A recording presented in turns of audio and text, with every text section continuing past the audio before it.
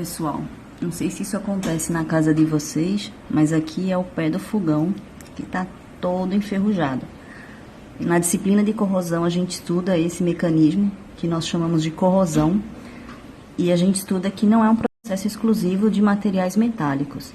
Então essa deterioração dos materiais é algo importante da gente estar estudando, porque na indústria existem vários equipamentos e estruturas que estão passíveis de sofrer corrosão. A gente vai falar bastante disso aqui no Instagram. Inclusive tem um teste que dá pra gente fazer em casa para estudar esse mecanismo de corrosão. Oi pessoal, eu tinha falado para vocês que a corrosão é um processo de degradação química ou eletroquímica do meio ambiente e ela pode estar associada ou não a esforços mecânicos. O fato é que é algo que a gente não deseja que aconteça nas estruturas e nem nos materiais. E eu também já tinha dito que ela não é um mecanismo exclusivo de materiais metálicos. Então a gente pode ter corrosão em plásticos, em materiais cerâmicos. E hoje eu vou estar falando um pouquinho com vocês sobre a corrosão. Como é que seria a corrosão do tipo química? Você, por exemplo, poderia ter um ácido sulfúrico que você derrama no chão do laboratório e esse ácido ele ataca a cerâmica do piso. Você pode estar fazendo uma limpeza em casa usando o removedor e aí você usa luvas de borracha nas mãos para proteger a sua pele, só que em poucos minutos a luva se rasga porque o removedor atacou a borracha da luva. Então, geralmente os solventes eles atacam os materiais poliméricos.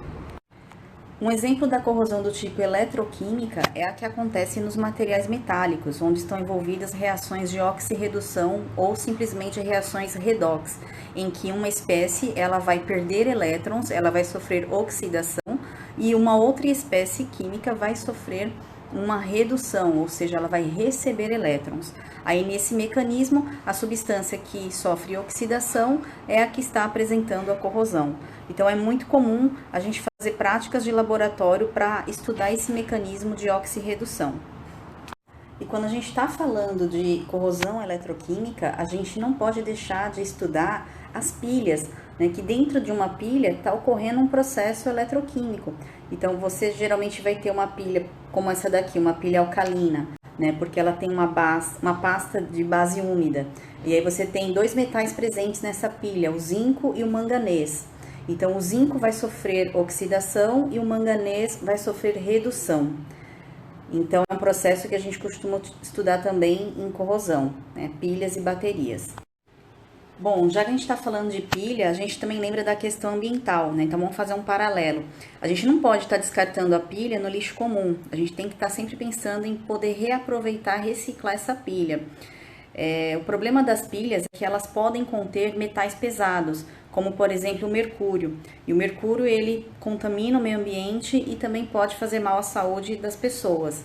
E aí a grande pergunta, da onde é que vem esse mercúrio? Por que o mercúrio está na pilha? Se a gente acabou de falar que a reação que ocorre dentro da pilha, para que forneça energia, né, para a gente ligar uma TV, por exemplo, ela está vindo entre o zinco e o manganês. A gente não falou de mercúrio até agora.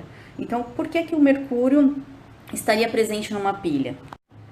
É porque no processo de extração do minério de manganês, você tem o mercúrio presente como uma impureza. E aí muitas empresas acabam não conseguindo ou não querendo, né? Porque tudo tem um custo, elas não tiram, né, o mercúrio do manganês. E aí ele é incorporado na pilha como uma impureza e faz mal. Aí uma pergunta que eu quero fazer a vocês. Vocês devem ter em casa alguma peça que seja de alumínio, algum objeto, por exemplo, a esquadria da janela da sua casa.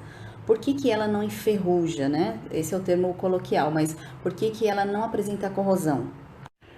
Então, você pode ter em casa uma cadeira de praia de ferro e uma cadeira de praia de alumínio. Você vai perceber que a cadeira de praia de ferro, ela vai durar bem menos tempo do que o alumínio, porque o ferro, ele sofre corrosão pela ação do ambiente.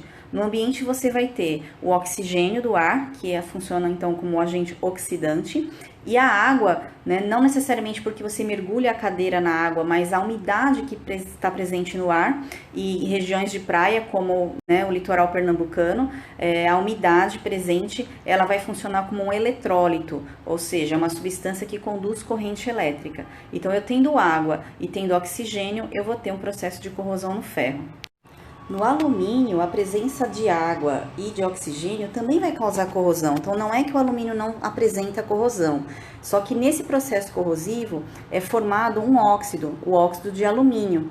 E ele, por sua natureza, funciona como uma película impermeável e aderente, ou seja, não vai deixar que o oxigênio e a umidade do ambiente ataque o alumínio na sua profundidade. Então, é uma película que se forma e ela começa a proteger o alumínio de futuras oxidações. Por isso que quando você olha para sua janela e ela está esbranquiçada, fosca, aí você pensa, nossa, como ela está suja, aí você pega uma buchinha e esfrega. Não faça isso, porque você está tirando a proteção, você tirou o óxido de alumínio, e aí ficou brilhante a janela, ficou bonita, mas ela perdeu a proteção. Aí novamente vai ocorrer a corrosão nessa superfície de alumínio que ficou exposta. E aí, se você continua limpando e removendo, com o tempo você vai começar a perder a espessura da sua janela. Tá? Então, não é que você não vai limpar a janela, mas aí você passa um paninho e você tira a poeira, a sujeira, mas não o óxido, não aquela parte fosca do metal. Essa película que é aderente e impermeável que se forma no alumínio, a gente chama de camada passiva. Então, mesmo que caia chuva e lave a sua janela, ela não consegue carregar, ela não leva embora essa camada fosca que se formou, só se você fizer um processo mecânico aí de abrasão.